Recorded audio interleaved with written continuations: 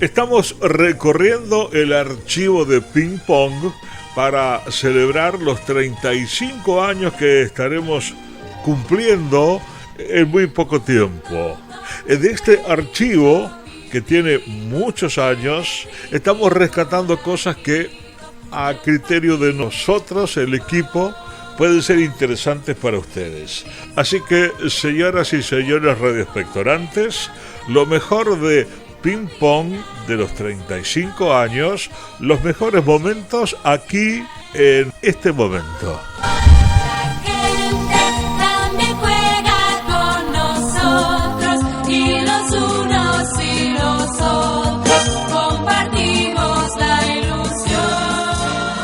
Hay gente que ha nacido con un don que seguramente después lo pulen, lo tienen le tienen que sacar brillo, que le tienen que cada día perfeccionar más, porque ese don muchas veces se convierte en una herramienta fantástica. ¿Ustedes se dan cuenta lo que podemos hacer nosotros con la voz? Yo una vez hice esta pregunta y me dijeron desde el fondo, ¡callarse! Yo no le di bola al tipo, no le di bola.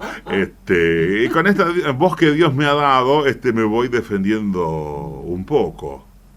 Y hay momentos en que, vieron que la envidia es mala, ¿no? La envidia es mala. Pero dicen algunos, para justificarse, que la envidia cuando es para mejorar, la envidia es buena. Nunca.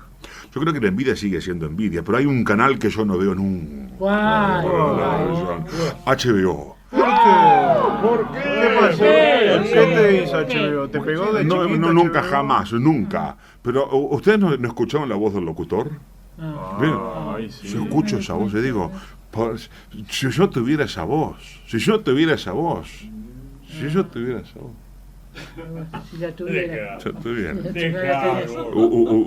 Pero escúchenme, ¿quién no daría todo lo que tiene? ¿Quién no daría todo lo que tiene por tener esta voz?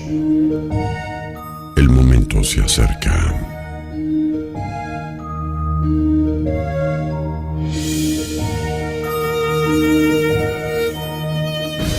HBO te trae la producción más impresionante de los últimos tiempos.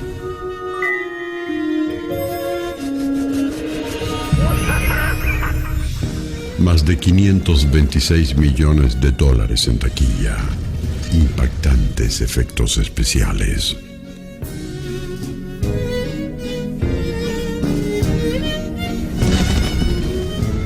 Aclamada por la crítica.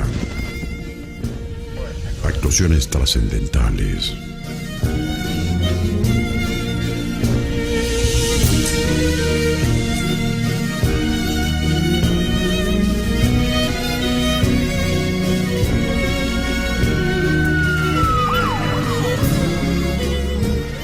Batman, el caballero de la noche.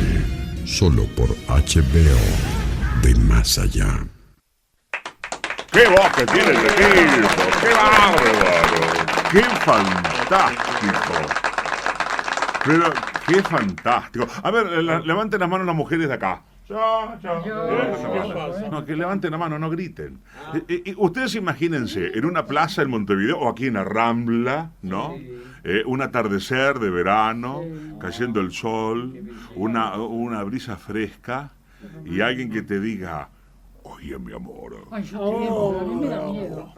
me gustaría invitarte a comer. ¿Cómo te va a dar miedo? Es una voz preciosa, es una voz preciosa. ¿Sabes lo que? Yo ya tuve mi voz. Perdón. Y Simone, se te nota la angurria. Vamos por favor a hacer... ¿Sabes que el dueño de esta voz, que es de él, es un señor que se llama Iván Locher? Y creo que tenemos que hacer un homenaje porque estos tipos son fantásticos.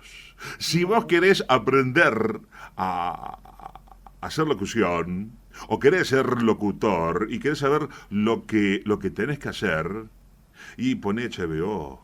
Poné HBO y escuchás a Iván Locher, que creo que está en el teléfono y está medio apurado. Iván, Julio Fablet te saluda desde Radio Universal en Montevideo. Buenas tardes. Hola, Julio.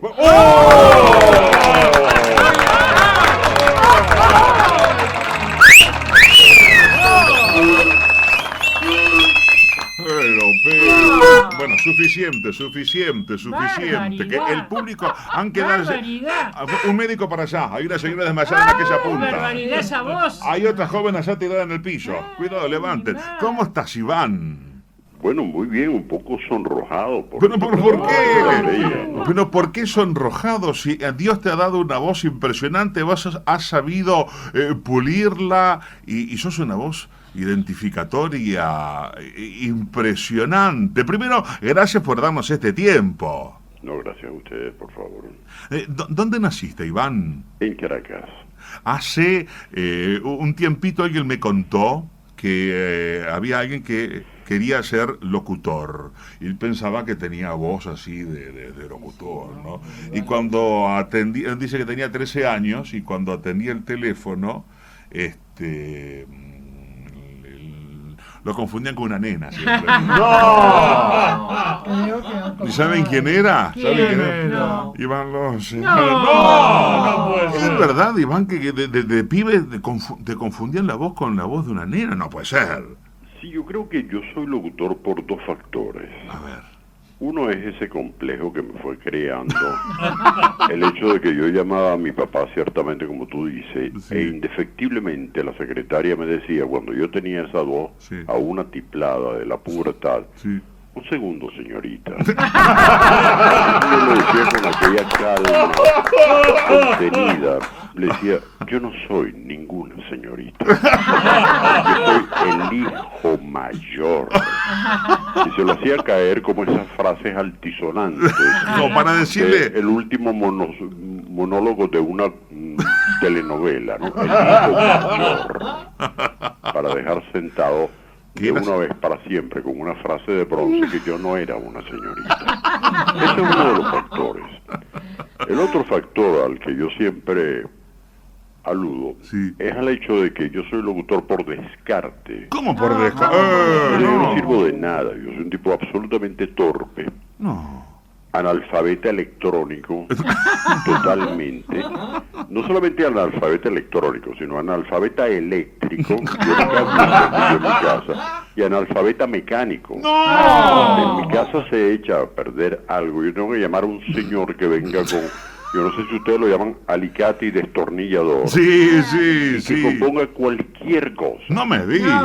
Entonces, como yo no sirvo de nada, en la vida me quedó lo más elemental. ¿Qué es lo más elemental del ser humano? Respirar, comer, hablar. Como comer bien implicaba el hecho de hacer un curso de chef para yo satisfacer mis necesidades, digamos, culinarias Sí. de cierto vuelo, sino también las de otros comensales, Sí. me pareció que era una cosa muy complicada. Pero Entonces apelé a lo más lógico, bueno, ya que respiro y ya que hablo, vamos a tratar de convertir el hablar en una profesión. Entonces yo cobro por hablar, mira tú qué cosa tan magnífica, es como cobrar por ser humano, así como Paris Hilton, pues. Paris Hilton en la vida. Yo no quiero nada en la vida, sino que existe. ¿Qué es? Entonces este señor llamado Iván Losher, Sí. por hablar, cobra. Cosa que también por otro lado hacen muchos políticos, en fin, muchas Eso es cosas. cierto. Pero vos tenés la suerte de que vos no tenés que prometer nada. Vos hablaste, cobraste y te fuiste. Los políticos llenan y después nos dejan a todo el mundo enojados, ¿no? ¿Cuándo comenzaste, Iván, hablando en serio, que es muy divertido escuchar todo esto, en algún momento... tu voz de adolescente se convirtió en esa voz grave que tiene Iván Losher. ¿Y cómo fue el cambio? ¿Fue rotundo? ¿Fue parcial? ¿Fue despacio, despacito? Y cuando quisiste acordar, le dijiste a alguna chica, hola, ¿cómo te va, mi vida? ¿Cómo estás? Bien. A veces los pibes van cambiando, los chicos se van cambiando la voz. ¿Cómo te descubriste con esta voz, Iván? ¿En qué momento? Bueno, mira, la verdad es que, haciendo ya bromas aparte, yo siempre quise ser locutor. Yo ya a los 13, 14 años, hacía un programa imaginario todos los días. Sí. Grababa un programa imaginario con música en mi habitación. Ajá. Y bueno, claro, con aquella voz atiplada que ya comentamos, la secretaria de mi papá confundía con una dama. Yo me imagino que algo fue como anidándose, pero hay una situación muy divertida. Una vez, luego de tiempo, finalmente conquisto a una dama y la mañana siguiente de la noche en que nos hacemos novios, la llevo a una grabación. Yo estaba empezando, tenía 1 año y tanto en radio. Sí. Y la dejo en esto que llaman el control de sonido, y yo me meto en la cabina donde van los locutores, y hago el programa, esto y lo otro, y salgo con aquella ínfula que te da cuando estás comenzando, que yo siempre he dicho que Venezuela no es un país, sino un universo, todo el mundo es estrella. Cuando comienza ya... Entonces salgo yo pues haciéndole honor a este universo que queda al norte del sur, de lo más inflado, la veo de soslayo y le digo, ¿y qué tal? Y ella me ve a mí de frente y me pregunta, ¿a ti no te da vergüenza hablar en radio? Y nuevamente de soslayo, por aquellos diálogos aprendidos en telenovelas, con la mirada típica también de una telenovela, le digo, no me da vergüenza hablar en radio, porque ya yo superé el miedo microfónico. Y viene ella y remate y dice, no, que si no te da vergüenza siendo tan malo hablar en radio. Entonces me puso a hacer ejercicios endemoniados de vocalización, respiración, lectura con corcho, lectura con lápiz, lectura con corcho, sin lápiz, lectura... Wow, aquello era como hora y tanto al día. Qué fantástico. Que si yo hubiera servido para otra cosa, incluso para manejar un destornillador y un alicate, hubiera estudiado la profesión. Pero bueno, ahí fuimos aprendiendo que la voz realmente lo que es un instrumento, que la voz se educa, que hay que tomárselo muy en serio, porque yo no sé si en Uruguay, pero por ejemplo en mi país es una profesión, ¿tú ves? A ver, ¿cómo explicarte, Iván? En nuestro país no tenemos una escuela que nos enseñe a ser o locutores o animador de radio o conductor. No, desgraciadamente no. Entonces nos vamos manejando por la intuición y escuchando a gente como vos, uno dice, esto se tiene que hacer, esto no se tiene que hacer, y te das cuenta en esas oportunidades en que tenés la dicha, pues es una alegría, es un placer a veces escuchar la voz de Iván Locher. Decís, qué fantástico, cómo está diciendo esto con cuánta intención, y cómo recalcó y no levantó, no gritó, no hizo nada estrepitoso. Entonces, como aquí no tenemos estas escuelas, ¿qué nos queda?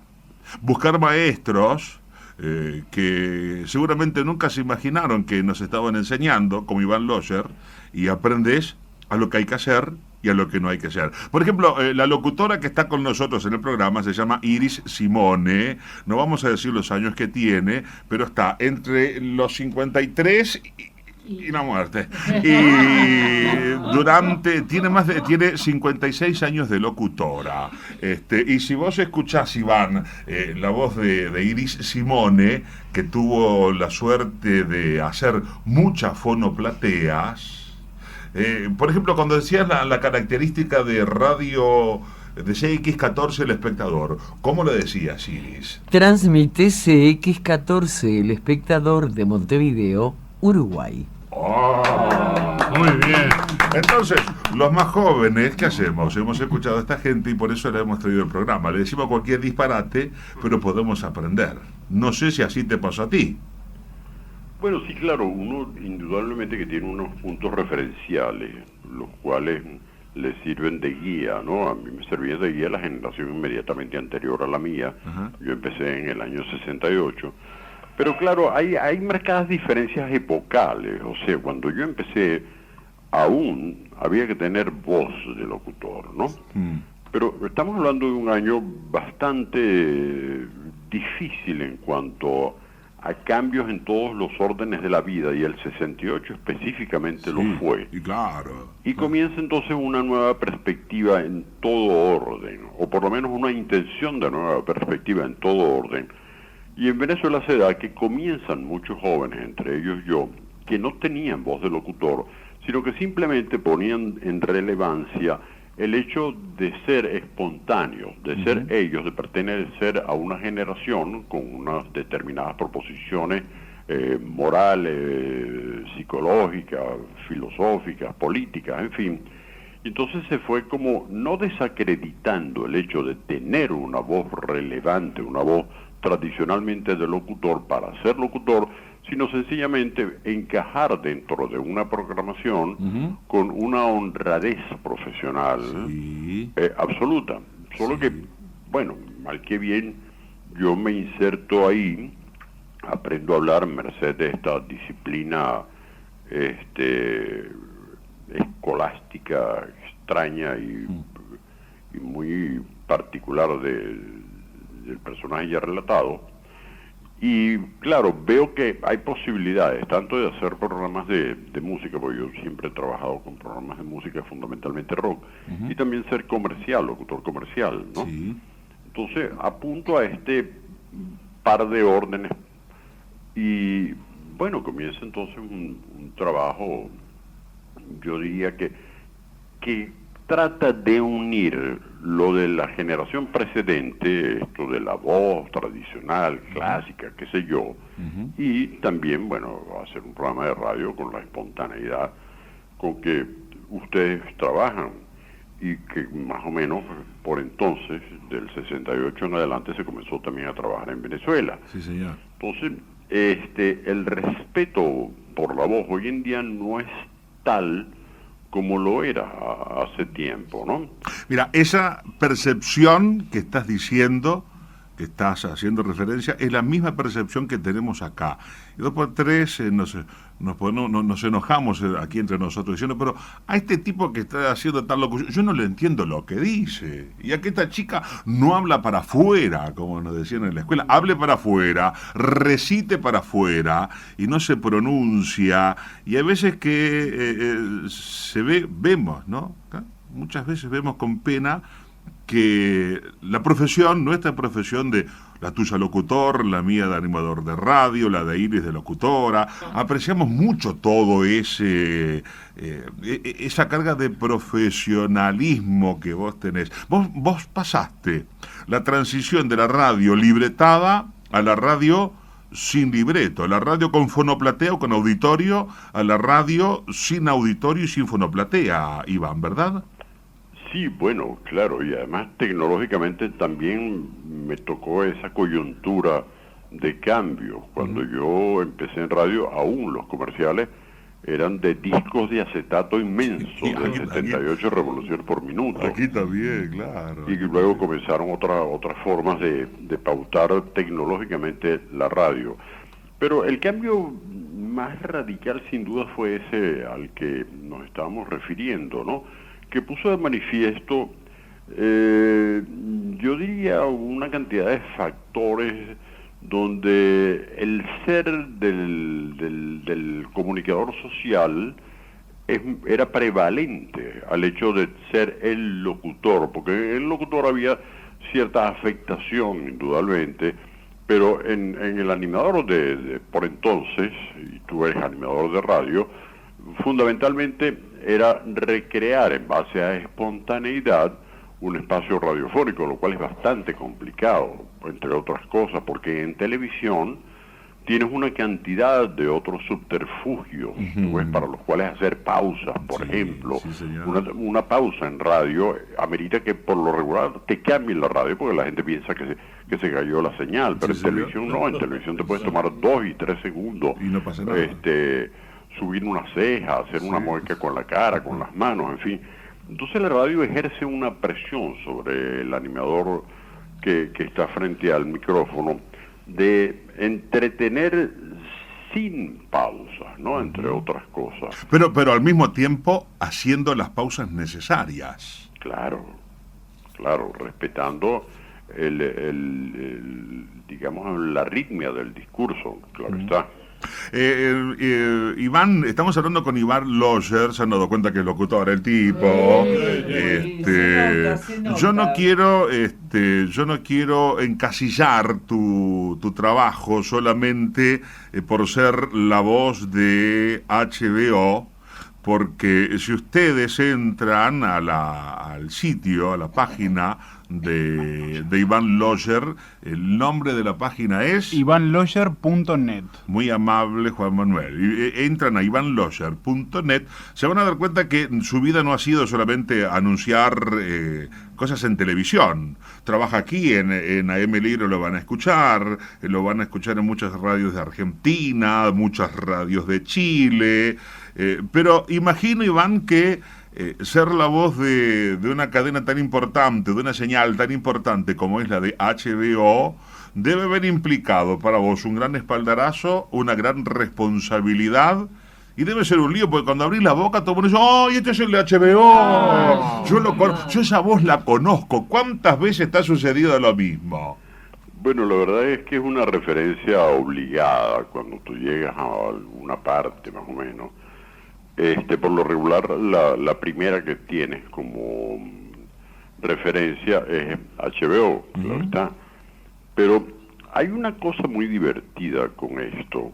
Cuando la gente sabe de tu trabajo, pero nada más de tu trabajo como locutor, y suele suceder que se te quedan viendo y dice, ¿tú eres Iván Locher? Y tú le dices, sí. Entonces te ven de arriba abajo, como si esperaran algo así como Brad Pitt, ¿tú ves? Entonces tú le dices, mira, ya por lo menos que Dios me haya dado la voz es algo, no esperes más allá de esto. Milagros no. Es fantástico. Pero, ¿cómo llegaste a HBO? ¿Se presentó un concurso? ¿Te llamaron? ¿Cómo fue esa historia? Bueno, hace 21 años, cuando ellos decidieron abrir una señal para América Latina, llegaron a la conclusión de que el acento más neutro era el venezolano. Ajá. Entonces se instalaron en Venezuela, hicieron unos castings donde me tocó en suerte participar, y estos castings los mandaron a Nueva York. Y fíjate que fue una suerte que la gente que oyó el casting en Nueva York no entendiera nada de español. Entonces quedé. Por un asunto lingüístico y una mala interpretación o un desconocimiento absoluto de un idioma foráneo, ¿les gustó? Yo quedé. Si los gringos dirían, bueno, esto vale. sí, Esto bueno, vale. este hombre parece que sirve, no sé qué está diciendo, pero... Es fantástico. Y desde entonces, ¿cómo hace? Porque vos ahora te has radicado en Buenos Aires, Iván, sí. Sí, pero es que fíjate, hay varios mitos con HBO. A ver. Yo puedo vivir en cualquier parte del mundo porque yo jamás en mi vida he visto nada de lo que tengo que narrar. Claro. O sea, yo no tengo una pantalla enfrente con un tráiler, así como tú pasaste el sonido de Batman. Yo no estoy viendo nada, absolutamente nada. Y arriba te ponen, arriba del script, ni siquiera vienen las escenas de un lado, como suele venir, escenas de un lado y locución del otro, sino arriba, muy escuetamente, te ponen drama, acción, comedia. Entonces eso tiene una gran ventaja porque es una apertura absoluta a la subjetividad, ¿no ves? Claro. Entonces, amén de ello, no tienes a un productor por delante, porque hace años que yo no voy a un estudio de HBO. Claro. Entonces te evitas una cantidad de inconvenientes, como es el inconveniente, por ejemplo, de ir a grabar un comercial. Con los, Ya con los productores al lado, con los creativos al lado, que te dicen, no, Locher, no, hágalo más espontáneo. Y te encontrás un tipo que, yo no quiero decir tu edad porque es una cuestión de respeto, pero vos sos una persona que tiene una trayectoria y capaz que te encontrás con un pibe le decimos a un chico, ¿no? Un muchacho, con un creativo que tiene 22, 23 años y dices, no, Locher, póngale más alegría, y vos tenés que decir, este le podría haber limpiado yo la cola cuando era chiquito, ¿no? Y sin embargo tenés que bancártela. es una gran ventaja no ir a ningún estudio. Y además, por otro lado, siempre tienes un as bajo la manga. Cuando alguien te viene a decir algo, tú le dices, tú no te das cuenta de dos factores. En primer lugar, tú contrataste a Iván Locher. Y en segundo lugar, yo hago todo igual. Entonces, con esos dos sólidos argumentos que no llegan a los 8 segundos, tú ya eliminas cualquier necedad, porque no hay cosa más irritante que tú vas a grabar o ibas a grabar un comercial y había 4 genios detrás del vídeo. Tremendo. Entonces hacían una primera, segunda, tercera, cuarta, quinta, sexta, décima, tercera, décima, octava toma. Entonces Juan opinaba, está bien, pero algo le falta. Pedro, como los sobrinos de Donald, tenía que opinar también. Decía, yo creo que no está tan sugerente como debería ser. El tercero de estos caballeros, Luis, decía, me parece que está bien, pero podemos seguir haciendo algunas tomas. Y tú le dices, no, si tú quieres nos quedamos a dormir aquí. Entonces yo siempre digo que la primera toma ya quedó. Espera, Iris Simone quiere saludarte, Iván, y quiere decir algo. Iris. Sí, no, además de saludarte, Iván, mucho gusto de conocerte y de oírte sobre todo. Decirte que ahora acá se puso de moda un estilo que le llaman coloquial, que es como medio hablar en secreto y entonces nadie entiende nada. Era eso nada más. Es un coloquio muy íntimo, ¿no? ¿Cómo? Es un coloquio muy íntimo. Claro, sí, pero el problema es que nadie entiende nada. Bueno, tal vez es mejor, a nivel de intimidades, tal vez es mejor que nadie entienda nada. Parece que lo preferible es que la gente te entienda qué es lo que quiere transmitir, sobre todo si eres un comunicador social. Sí, señor. Iván, no te robamos más tiempo. Seguramente vamos a volver a molestarte, porque lo digo muy en serio. No es que lo digo muy en serio. Escucharte implica aprender. Si alguien se sienta y pone atención a unos 20 o 30 segundos de locución de Iván Locher, sabe cómo decir, algunos piensan que es un nombre artístico, o puede decir, algunos piensan que es un nombre artístico, o pueden decir, algunos piensan que es un nombre artístico, porque así empieza la página ivanlocher.net. Mi nombre es Iván Locher, algunos piensan que es un nombre artístico, pero mi imaginación no da como para inventar un nombre tan rebuscado. Es fantástico, esto lo puedes decir gracias a gente como Iván Locher, que a la distancia nos ha enseñado mucho. 30 segundos, no corte, Locher. Vamos a escuchar una vez más esto que pusimos a la apertura y me explicás cuánto te tomó y cómo lo hiciste, si es que te acordás. Okay. El momento se acerca.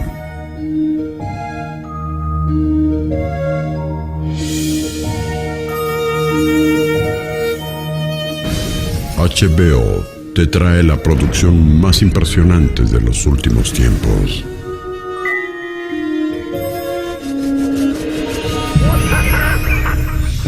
Más de 526 millones de dólares en taquilla. Impactantes efectos especiales.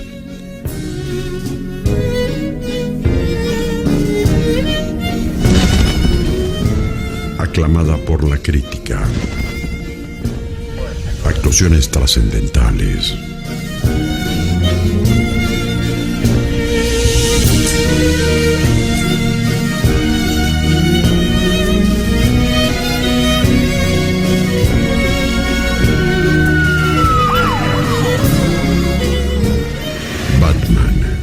Caballero de la Noche, solo por HBO, de más allá. Es bárbaro. Ahora, esto que ustedes escucharon, seguramente fue una hojita que le habrán mandado por mail a Iván Locher, que le habrán puesto arriba misterio, y arreglate como pueda. ¿Cómo fue esto, Iván? Sí, por lo regular, mira, uno va aprendiendo a lo largo de los años, algo tienes que aprender, porque no todo en la vida tú ves. Entonces, vas aprendiendo que uno de los factores principales de un trabajo como este es apelar a la subjetividad, pero una subjetividad que no tienes espacio temporal para asumirla. No es un libreto que le están dando, por ejemplo, a Marlon Brando con El Padrino, que hizo aquella descomunal actuación, sí, que creo que es una de las mejores que he visto en mi vida. Aquí tienes que apelar de inmediato a una subjetividad interpretativa. Te dan ese libreto, como tú ves que arriba dice suspenso, por ejemplo, o acción, qué sé yo, y de inmediato tienes que interpretar cómo es, porque no puedes hacer, por lo regular, yo grabo media hora al día de distintos clientes, 11, 12 clientes diferentes, donde tienes que cada uno de ellos darle la interpretación requerida, que en ocasiones es totalmente distanciada una de otra, porque por ejemplo después de ese tráiler de HBO, que le haces por lo regular 2 o 3 tomas, te viene una radio de música tropical en República Dominicana, ¿tú ves? Entonces ya es otra cosa. Tenés que hacer una transición inmediata cuando estás grabando. Absolutamente. Entonces, y cada uno de estas locuciones se diferencia sustancialmente en su compromiso del micrófono, su interpretación, la necesidad de transmitir realmente, porque no es hablar, no es decir, no es locutar, por llamarlo de alguna forma, sino transmitir. Sí. ¿Ves? Es un ejercicio como por ejemplo el que hace Sabina o hace Serrat. Si tú te das cuenta, ni Sabina ni Serrat son grandes cantantes ni tienen muy buena voz. Sí, señor, pero la intención es mucho en ellos dos, ¿verdad? Absolutamente. O sea, ellos son personas que saben transmitir lo que escriben o lo que cantan, ¿no? Si fuese ajeno lo que cantan, por lo regular es de ellos. Entonces, no es fácil, uno quiere restarle un poco de peso sustancial a la responsabilidad, pero ciertamente los años, como dije antes, te van enseñando a interpretar en el acto lo que quiera el cliente y lo que debería ser, lo que la gente percibe de cada una de las locuciones diferentes, ¿no? Es fantástico, es fantástico. Iván, hasta aquí llegamos, no porque nosotros no queramos, sino porque sé que el productor es un engañador, el pibe. Dijo, sí, me dice, hacerlo medio corto porque el tipo está apurado. Ya llevamos más de media hora, pero hemos aprendido mucho. Si teníamos en estima por ese don de la voz, ahora te tenemos en mayor estima, porque se nota que es un buen tipo. Señor Iván Locher, este aplauso es para usted. Gracias por tu tiempo. Gracias a usted por esta gentileza. Que pases lindo. Hasta pronto. Iván Locher, señores, la voz de HBO, entre otros muchos. El mundo donde usted y yo vivimos tiene el rítmico latido de un partido de ping-pong. Estamos recorriendo el archivo de Ping Pong para celebrar los 35 años que estaremos cumpliendo en muy poco tiempo. De este archivo, que tiene muchos años, estamos rescatando cosas que, a criterio de nosotros, el equipo, pueden ser interesantes para ustedes. Así que, señoras y señores radioespectorantes, lo mejor de Ping Pong de los 35 años, los mejores momentos aquí en este momento.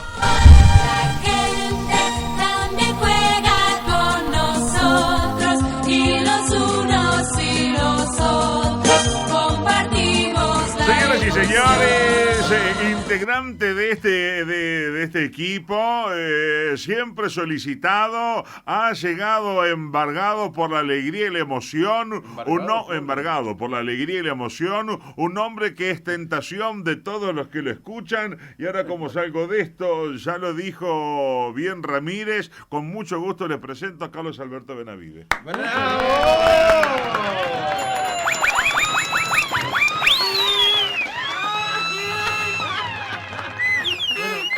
Muchas gracias. Muchas gracias. No entendí tus palabras, pero te agradezco. Tal vez eso le pase a los de mi edad.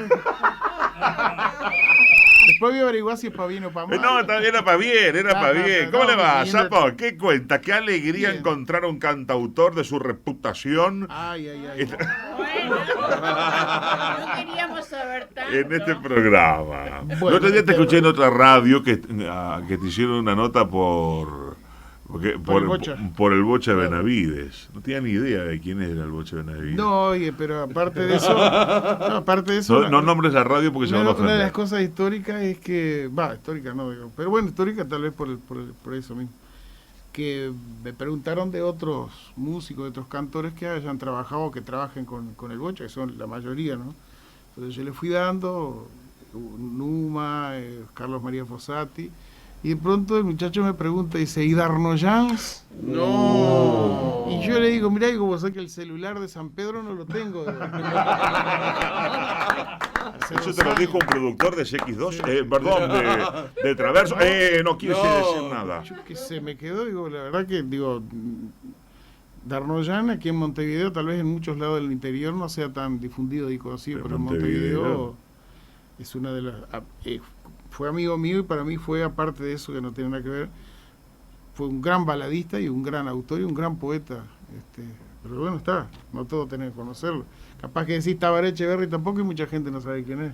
Pero si estamos en esto tenemos obligación de saber un poquito. Que se, Un está, poquito. Y está la oreja negra que vos podés abrir Y te sacas trae todo, seguro. todo, la computadora. Bueno, ¿qué cuenta Benavides? Qué alegría verlo. El otro día estuve con grande. unos A muchachos ver. que vinieron a Tacuarembó y estuvimos tomando mate con huevo y me contaron ¿Con ¿Qué mate con huevo? ¿Huevo crudo o cocido? nosotros tomamos mate con huevo, después averigüen cómo es. ¿Lo que es con ganas? Por ejemplo, si se juntan ella toman mate sin huevo. Está aclarado. Está, suficiente. No precisa nada más. Deja. Aclare más, está bien.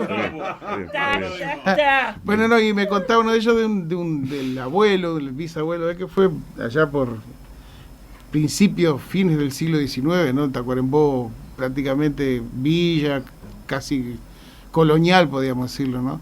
El Manco Alejo. ¿Quién era? El Manco Alejo fue de todo, ¿no? De todo. Procurador, inclusive una vez dice que andaba muy mal de finanzas, no tenía, se miraban con la señora, ¿no? Y decían qué hacer y se comían la pregunta, pues del hambre que tenían, ¿viste?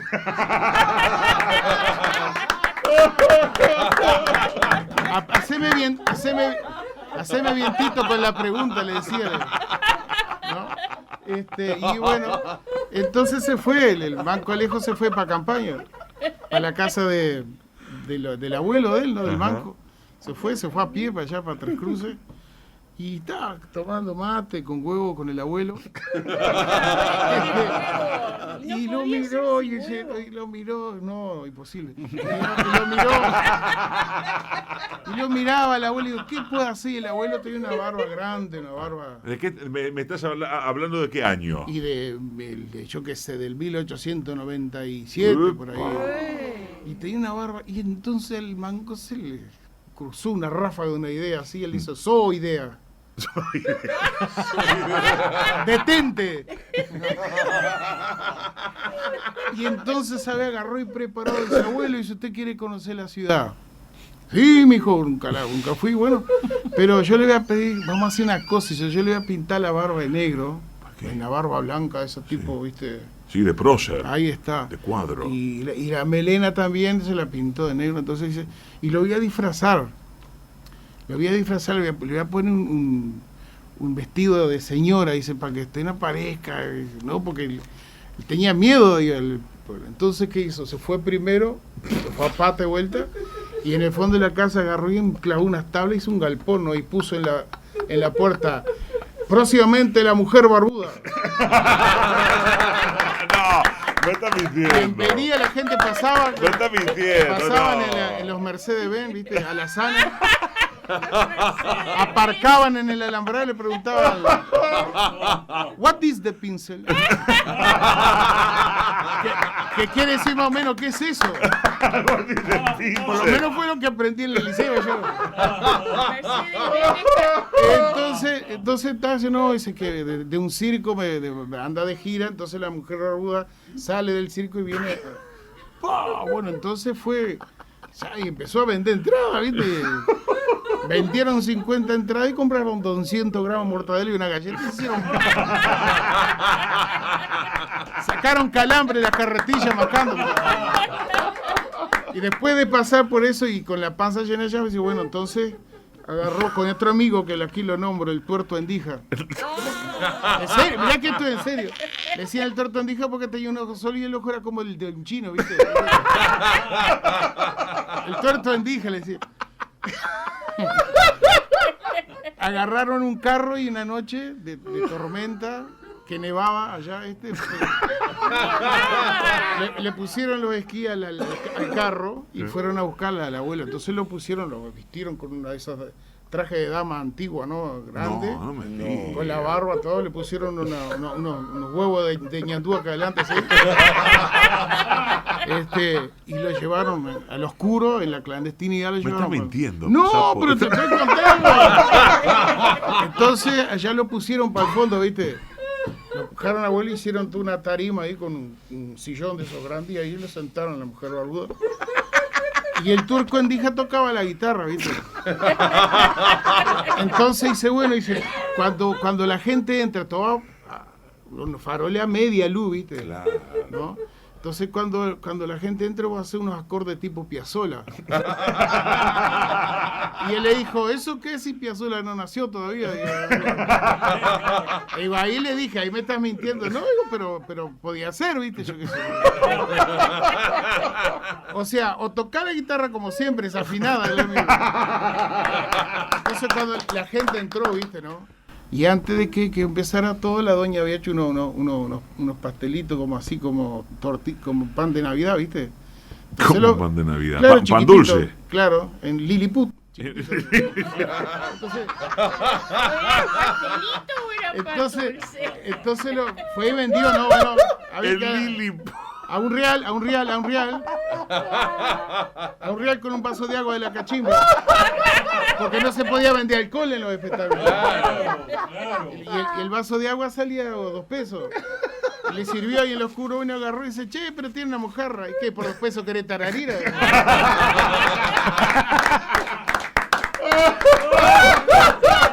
Después del vaso de agua con eso, bueno, ahí fue el Endija, hizo unos acordes de endemoniado.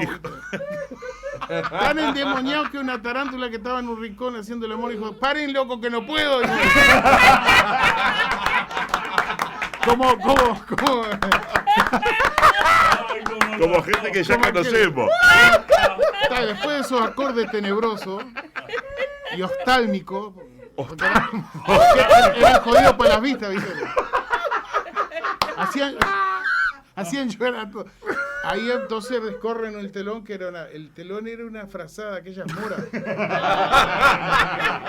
que tenía 3 agujeritos. ¿Cómo 3 agujeritos? 3 agujeritos que le habían hecho las chinches para poder respirar cuando se acostaba. Porque cuando el manco Alejo comía poroto no había nada. Entonces ya no, para vivir acá adentro tenemos que hacer 2 agujeros, si no. Entonces estaban esos 3 agujeritos. Descorre la cosa y aparece el abuelo sentado. Y le dijo el abuelo sabía lo que iba a pasar. No, mirá, vos vas a ver una cantidad de gente que te van a mirar y te van a hacer preguntas. Vos contestá lo que... Entonces, estaba ahí, dice, y bueno, dice, a ver, ¿quién quiere preguntarle algo? A la mujer barbuda. Seguro. Y va entonces va una veterana y le dice, ¿cuándo se va a casar ya mi hija? Pues era tipo pitonilla. Seguro, claro.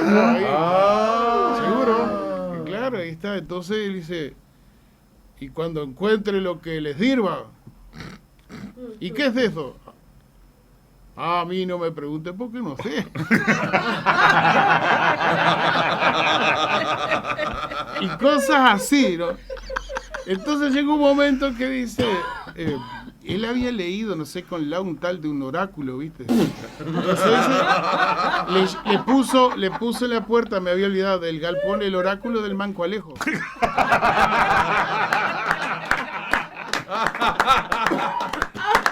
Y dice, bueno, y él lo tenía, y una cosa, y el viejo ya estaba mareado, y además dice, bueno, medio seco, cuando se quiso parar la negra salió disparando de otra vez. Va con aquel vestido y con aquello en otro, ¿no? Claro, dice, ¿qué le pasa, señora? ¿Cómo, señora? Dice. Y dijo una vez, voy al baño y ya te arreglo. Dice, y salió para atrás y se calentó. ¿Cómo le van a decir, señor? El tipo no sabía. Entonces dice, no sabe, porque es de familia blanca, ¿viste? Entonces en aquellos tiempos los blancos y los colorados andaban a los lanzazos. Sí, claro. Entonces el abuelo se calentó y quería salir y le dijo, no, mirá que andan los blancos por ahí. Y como el abuelo era muy, pero muy valeroso, le dijo, mijo, lléveme para las casas. Nunca más vieron, pero se llenó. Pero ¿sabe cómo? Al otro día había una vaquillona arriba. Pero y acá, viste, esto siempre tenía una copla improvisada, flor de labio, para cantársela al que lo provocara, viste, porque además el Manco Alejo. Seguro, una prueba de su ingenio profundo lo dará este hecho. Cierto día que fue a pescar en compañía de varios comerciantes, uno de ellos muy conocido por su tacañería llevaba oculto en un bolsillo una galleta con queso. Disimuladamente iba comiendo cuando sus compañeros lo veían. Pero en una de esas lo ve el Manco Alejo y rápido como el pensamiento le canta: quien tiene cebo hace velas, quien tiene velero moja, y el que tiene pan y queso come cuando se le antoja.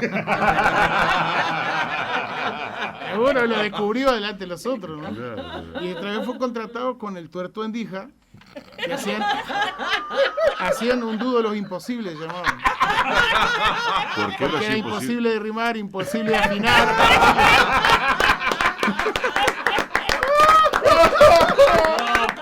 Un guitarrero para amenizar una boda.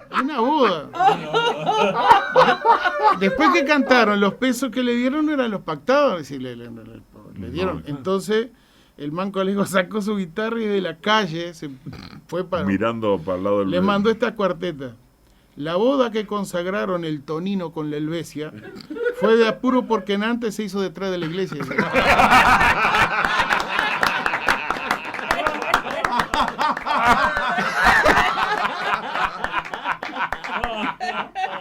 Los tres dijeron que sí. Los tres bailaron el vals. Los tres se van a vivir a costilla de Don Germán. Claro, el Tonino y la Helvecia y aquel. Y aquel que venía en cualquier momento. Lo que el Tonino no sabe, mirá vos cantando en el medio, además, lo que el Tonino no sabe, lo que el Tonino no sabe, que el diablo metió la cola. Y el que llega en 9 meses no es de él, es del Negro Artola.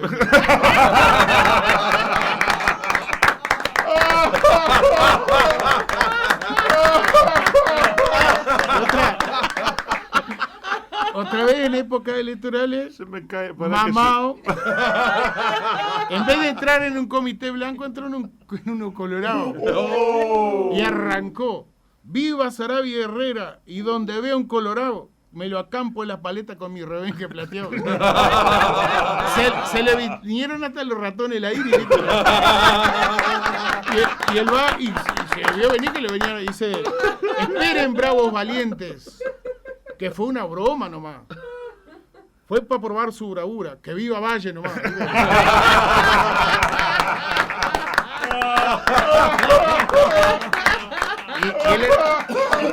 Y era procurador también. No sé si puedo... Decito lo que... Era procurador. En aquellos tiempos procurador era con medio abogado también, ¿no? Entonces, Bueno, es un paso para ser abogado, claro, ¿verdad? Entonces había un veterano Bermúdez que tenía campos que miraba y se le perdían las vistas.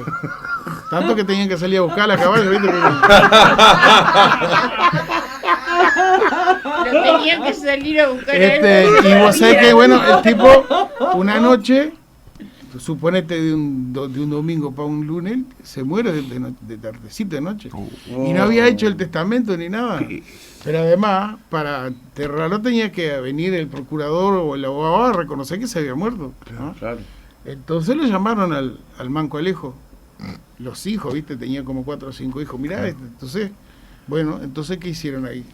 Hicieron un testamento que lo hicieron ellos. Y lo firmaron ellos. Y lo firmaron, pero ¿qué pasa? Pero tenían que hacerlo todo oficial, es decir, antes de morirse el hombre tenía que aceptar todo.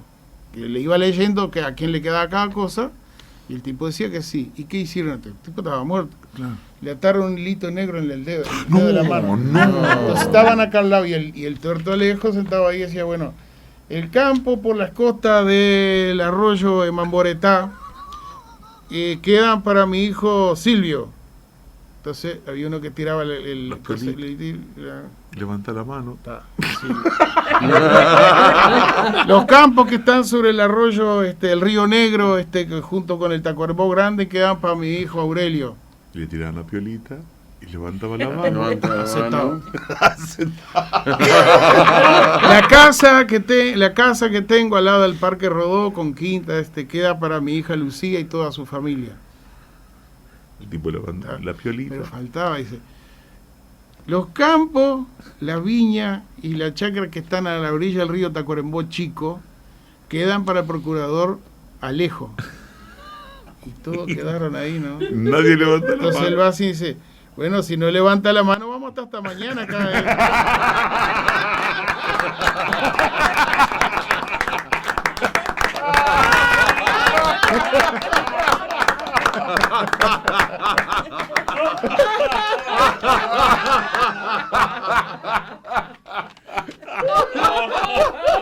Señoras y señores, el sapo Benavides ha pasado por Pimpón.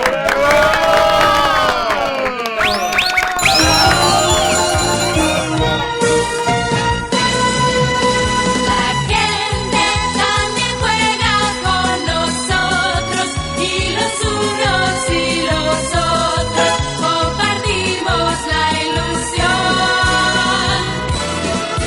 Nos une el amor, la fantasía. Empecemos bien el día y juguemos con alegría. En el ping-pong del mundo.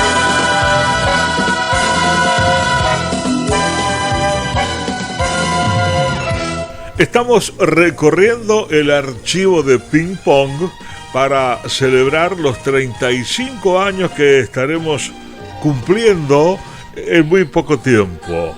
De este archivo, que tiene muchos años, estamos rescatando cosas que, a criterio de nosotros, el equipo, pueden ser interesantes para ustedes. Así que, señoras y señores radioespectorantes, lo mejor de Ping Pong de los 35 años, los mejores momentos aquí en este momento. La gente también juega con nosotros y los unos y los otros. De entrada ella me dijo que no, que don Horacio no, que me hace muy viejo. Así que le voy a decir, Horacio, muchísimas gracias por estar con nosotros y contar con usted en Montevideo es una alegría. Lo hemos visto en tantos festivales, cantando en tantas partes. Muchas gracias por estar por aquí.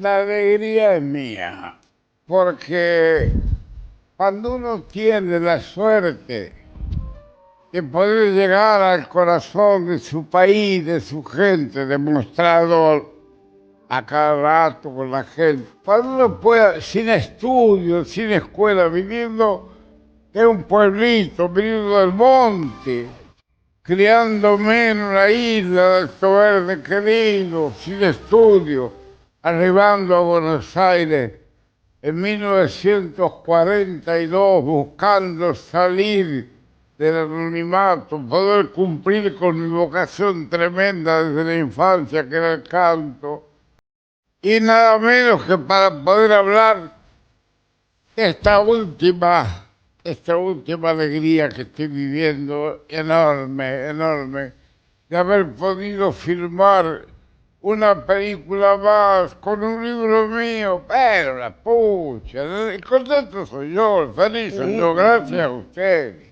Cuéntenos su vida, porque todo esto que estamos viendo hoy de Horacio Guaraní tiene un desarrollo paulatino, lentamente, progresivo, desde aquel Horacio que estaba acompañado de muchísimos hermanos y que vivía en el interior de una provincia, pero en el interior de la provincia, hasta hoy. A ver, ¿por dónde empezamos, Horacio? En el monte vivimos hasta que mi madre, viendo que la vida era muy dura, porque la langosta, lo poco que ella sembraba, venía la langosta y borraba todo. Mi padre, que era un indio, hachero de la forestal. Mamá, como buena española, era de León, vino con sus padres de León, de España. Mamá un día agarró todo, vendió las poquitas cosas que tenía, unos lechoncitos, unas gallinas, algo, y nos cargó. Y nos vinimos al Alto Verde, donde había una hermana que tenía así un pasar bastante bien, bueno, y nos cobijó. Papá quedó en el monte, Clemente, Tito, varios. Habremos venido 4 o 5 y mamá los colocó a las muchachas como empleadas de casa de familia y a mí me prestaron en un viejo almacén, no viejo, era grande, pero con gallos de riña, caballos de carrera, muchachas de la noche. Ahí me prestaron a mí a los 7 años. Porque no me dio, mamá no me dio, otros los dan a los hijos. Limpiaba el almacén, atendía las cosas del almacén, limpiaba la jaula de los gallos de riña, limpiaba los boxes de los caballos de carrera. A veces venían algunos cantores payadores del boliche, era un almacén de despacho de todo. Y venían algunos falladores y yo tenía 9, 10, 11 años, los escuchaba. Venía el flaco Díaz, el Santiaguito Icardi, que me enseñó la guitarra. Él me enseñó, y después Terencio, otro paraguayo, también me enseñó la guitarra, mi dominante mi, fa, todo, y con eso me largué a Buenos Aires. Sí. Es como vine a cantar. Eso, entonces los detalles, los otros los voy obviando. Escuchaba a esos falladores y en ese momento murió Gardel, año 35, y yo escuchaba a Gardel día y noche, que era antes del tango lo máximo. Y entonces escuchaba a Gardel a los 5 años en el monte, mi hermana, por eso no te cuento el detalle. Yo me tiraba en el suelo con restaurantes, ¿qué te vas a sentar en el campo? En el suelo. Y contra el rancho, que está hecho de barro y pasto, entonces arrancaba los pastitos y cantaba. El gallo, la pica, la gallina, el caballo, lo que veía cantaba. Estaba seguro que iba a ser cantor a los 5 años. Desde el vientre de mi madre vine a este mundo a cantar, dice José Hernández. Yo nací cantor, por lo menos con vocación. Y hay muchos detalles interesantes. En la escuela, en Alto Verde, un día el maestro preguntó qué quieren ser cuando sean grandes. Y yo me daba vergüenza decir cantor, pues los vagos en la escuela me cantaba, se me imaginaba que hubiera sido. Entonces dije, me gustaría ser aviador. Y seguí escribiendo, digo, pero más me gustaría ser cantor. Destino de la vida, hay cosas que las que hay que creer que uno no las domina, el hombre todavía no domina ciertas cosas, pero que existen. Yo mentí que quería ser aviador. Sí. Mi hijo, en Luján, le compré caballos, le compré de todo, fue piloto. Yo que quería ser cantor, mentí que quería ser piloto. El barbudo, ¿quién? Yo no sé. Tantos dioses que hay algunos de ellos. ¿Querés ser el aviador? Vos no podés, porque no tenés medios, pero mi hijo es aviador. Espero que esto no caiga mal porque por estos lares hablar de toda la época difícil que vivimos en el Río de la Plata, en Brasil también, sobre afiliaciones políticas, gente proscripta. Usted militó en un partido político de esos que no tenían miedo de meter pechera. Cuénteme, don Horacio. Uy, perdón. Cuénteme, Horacio. Yo estaba en el Partido Comunista. Yo era comunista con Asunción Flores, el gran músico paraguayo. Nos habló y me afilié al Partido Comunista. Y cuando viene la ópera de Pekín, acá, ¡ay, comunista! Que no lo toque nadie. Que no, en el Alvear Palace no se podía verlo, nadie verlo porque son comunistas, ¿no?